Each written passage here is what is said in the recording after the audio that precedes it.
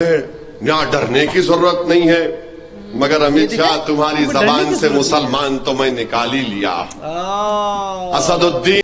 अस्सलाम वालेकुम to everyone, कैसे हैं आप सब। मेरा नाम है जयमानी। अस्सलाम वालेकुम दोस्तों, we are back in another reaction video. So viewers, my name is Usman Qureshi and this video title is Hyderabad Amit Shah. आगे हिंदी लिखी हुई नहीं समझ रही तो यार बहुत ज़बरदस्त वीडियो आ गई, क्योंकि भाई जब ताला पड़ता है अमित शाह की तरफ से तो उसकी जुगाड़ और उसकी ठुकाई करने को ही आता है, तो उसका नाम है असदुद्दीन ओवैसी साहब। तो भाई बहुत ही ज़बरदस्त वीडियो होने वाली है। अमित शाह कह गए थे बड़ी बड़ी बातें, तो देखते हैं असदुद्दीन ओवैसी साहब इस वीडियो में क्या कहने वाले हैं। आप क्या कहना चाहती हैं इसके बारे में? बिल्कुल, मैं भी यही कहना चाहती हूँ। जब हम वीडियो देखेंगे उसके बाद ही राय कायम करेंगे। तो चलिए देखते हैं। असदुद्दीन साहब की जितनी भी बातें मैंने अपनी लाइफ में देखी है ना, तो उससे एक बात तो भाई जाहिर होती है कि असदुद्दीन साहब के आगे ना कोई भी नहीं टिक सकता है।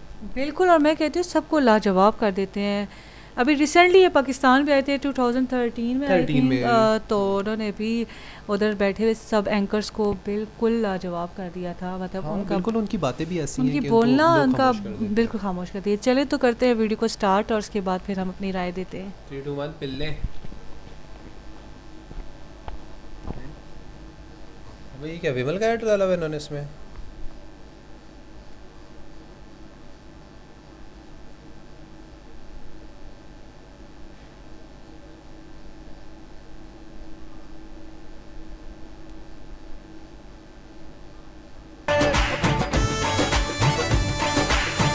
हर पल मनाओ केसरी त्योहार। विमल, बोलो जुमा केसरी। हैदराबाद को प्रतिनिधित्व नहीं मिला है। 40 साल से रजाकार के प्रतिनिधि वहां जाकर बैठे हैं। इस बार मौका है बहन माधवी लता को प्रचंड बहुमत से चुनकर भेजे। भारत के आप होम मिनिस्टर हैं और आपको इसका कुछ अंदाजा नहीं है। तुमने ये जुमला कहकर, ये तकरीर में बात कहकर अमित शाह, तुमने पटेल की तौहीन की है। तुमने सरदार पटेल की तौहीन की है, क्योंकि तुम तारीख को जानते नहीं हो। और ये बोलना 40 साल से रजाकारों के कब्जे में है। क्या हैदराबाद भारत का अटूट हिस्सा नहीं है अमित शाह? हैदराबाद भारत का अटूट हिस्सा है और रहेगा इंशाअल्लाह ताला। मगर देश का होम मिनिस्टर बौखला गया है, डर गया है, समझ में नहीं आ रहा कि क्या करना पड़ेगा। वंदे जय श्री राम। माधवी बहन को प्रचंड बहुमत से जिताएंगे। मोदी जी के हाथ मजबूत करेंगे। तो मेरे साथ बोलिए जय श्री राम। 40 साल से हैदराबाद को प्रतिनिधित्व नहीं मिला है। 40 साल से रजाकार के प्रतिनिधि वहां जाकर बैठे हैं। इस बार मौका है बहन माधवी लता को प्रचंड बहुमत से चुनकर भेजे। मेरे साथ बोलिए भारत माता की वंदे जय श्री राम। जय जय श्री राम। हैदराबाद मध्य क्षेत्र के भाइयों बहनों, मेरे पास 5 मिनट ही है। मैं 4 ही सवाल करूंगा। अब की बार मोदी जी को तीसरी बार प्रधानमंत्री बनाना है क्या? 400 पार कराना है क्या?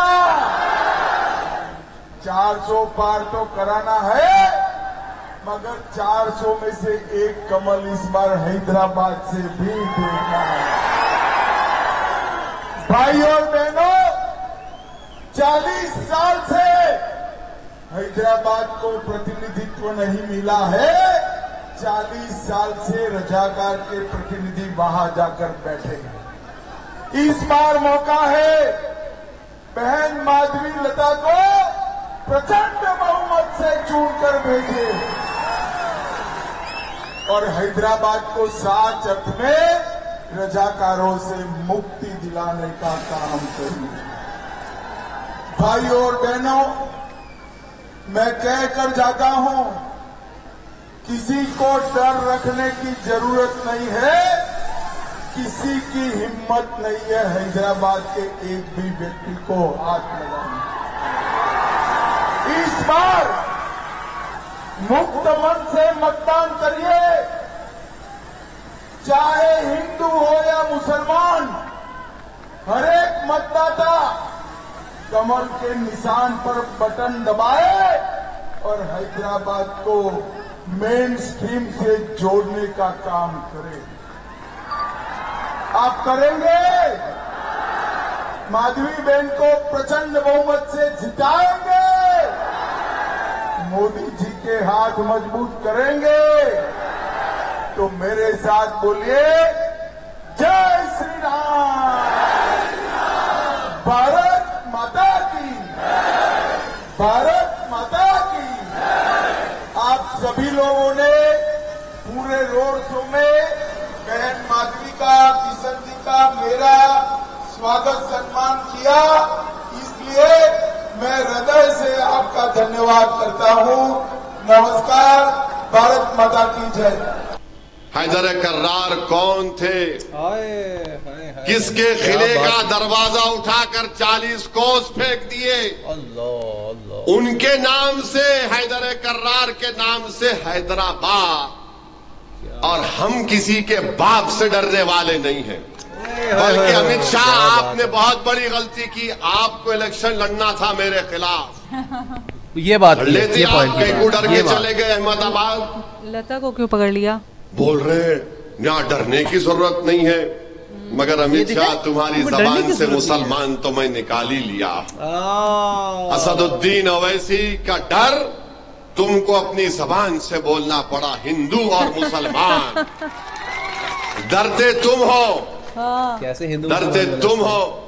इसीलिए आज तुमने हैदराबाद में आकर ये कहा, मगर अमित शाह जान गए कि हैदराबाद में हवा का रुख किधर है, हैदराबाद में हवा का रुख किस तरफ है। अफसोस मुझे इस बात का होता है कि मुल्क के होम मिनिस्टर हैं। कभी तुम तारीख उठाकर पढ़ लेते, कभी तुम पंडित सुंदर लाल की रिपोर्ट को पढ़ लेते।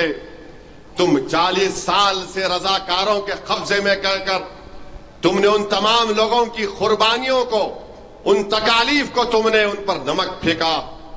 अरे उस जमाने में कर्नाटका बना, महाराष्ट्र बना, हैदराबाद बना। बताओ अमित शाह, क्या तुम तारीख को नहीं जानते? भारत के आप होम मिनिस्टर हैं और आपको इसका कुछ अंदाजा नहीं है।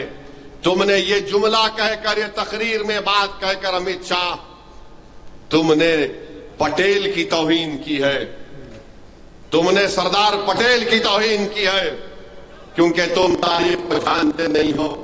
और ये बोलना 40 साल से रजाकारों के कब्जे में है। क्या हैदराबाद भारत का अटूट हिस्सा नहीं है अमित शाह? हैदराबाद भारत का अटूट हिस्सा है और रहेगा इंशाअल्लाह ताला। मगर देश का होम मिनिस्टर बौखला गया है, डर गया है, समझ में नहीं आ रहा कि क्या करना पड़ेगा।